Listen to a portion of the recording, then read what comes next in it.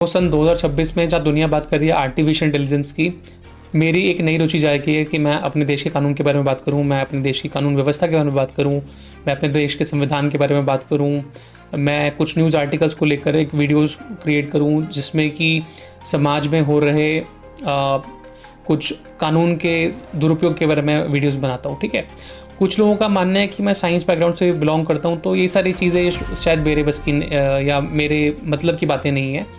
लेकिन उनको मेरा एक संदेश है कि जो अन्याय होता है वो किसी के साथ भी हो सकता है, वो चाहे साइंस बैकग्राउंड का हो, चाहे कॉमर्स का हो, चाहे आर्ट्स का हो, वो देख के नहीं होता।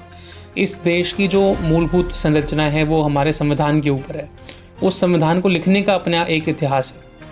लोग कहते हैं हमें ब्रिटिश हुकूमत से 1947 में आज़ादी मिली थी। भाई वो मिली नहीं थी, वो लड़के ली थी, अपने अधिकारों को समझ के ली थी।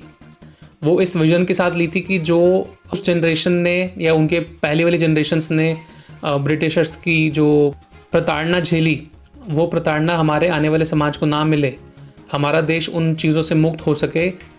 इस विजन के साथ लोगों ने अपने प्राणों की आहुति दी। उन्होंने एक सपना देखा कि एक ऐसा देश होगा जहाँ पर हिंदुस्तानियों का राज होगा, अधिकार भी हिंदुस्तानी के होंगे, जहाँ का संविधान भी हमारे देश के लोग बनाएंगे, जहाँ के कानून भी हमारे देश के लोग बनाएंगे, हमारे अपने लोग के लिए बनाएंगे। ठीक है, तो संविधान के बारे में बात करना, अपने कानून के बारे में बात करना और जो समाज में कुछ जुल्म अभी भी चल रहा है उसके बारे में बात करना, ये हम सबका कर्तव्य बनता है। कोई साइंस, कॉमर्स और आर्ट्स का भेदभाव इसमें नहीं किया जा सकता है।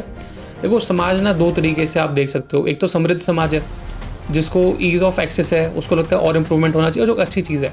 ठीक है, हमारा संविधान भी कहता है कि भाई वैज्ञानिक सोच को बढ़ावा देना चाहिए। दूसरी तरफ हमारे ही समाज के कुछ ऐसे लोग जो कि आज भी कुछ बेसिक व्यवस्थाओं के साथ भी वंचित हैं, जहाँ उन्हें आज भी पूर्ण तरीके से स्वास्थ्य की सुविधाएं नहीं मिल रही हैं, जहाँ पीने को पानी कई जगह अच्छा नहीं मिल रहा है, जहाँ भोजन के अंदर भी कहीं ना कहीं कमी है। ठीक है, तो इन सब मुद्दों पे भी हम भारतीयों को ही बात करनी पड़ेगी। हमारी शिक्षा का सबसे बड़ा एक महत्वपूर्ण योगदान यही है कि जब हम लोग इन पिछड़े लोगों की बात कर सकें, जो शोषित लोग हैं उनके बारे में बात कर सकें, जो वंचित हैं हम उनके बारे में बात कर सकें। अच्छा, एक चीज़ और है, जो व्यक्ति इन अभावों में जी रहा है, जिसको रोटी सही से नहीं मिल रही है, जिसको पानी सही से नहीं मिल रहा है, जिसको शिक्षा सही से नहीं मिल रही है, जिसकी रहने की व्यवस्था सही से नहीं है, जिसको कमाई का साधन नहीं है, उसके लिए आर्टिफिशियल इंटेलिजेंस कुछ नहीं है भाई। हमारे समाज को आगे ले जाने की जिम्मेदारी हम सबकी है। तो इसीलिए मेरे विचार ये है कि देश को सब चीज़ों की ज़रूरत है। हमें आर्टिफिशियल इंटेलिजेंस की भी ज़रूरत है, हमें हमारे संविधान की भी ज़रूरत है, हमें हमारे कानूनों के बारे में जानने की ज़रूरत है, हमें इस चीज़ की भी ज़रूरत है कि हमारे देश के अंदर कुछ जगह कानूनों का दुरुपयोग जो हो रहा है उसे रोकने की भी ज़रूरत है। और इसके लिए हमें और आपको ही बात करनी पड़ेगी। धन्यवाद।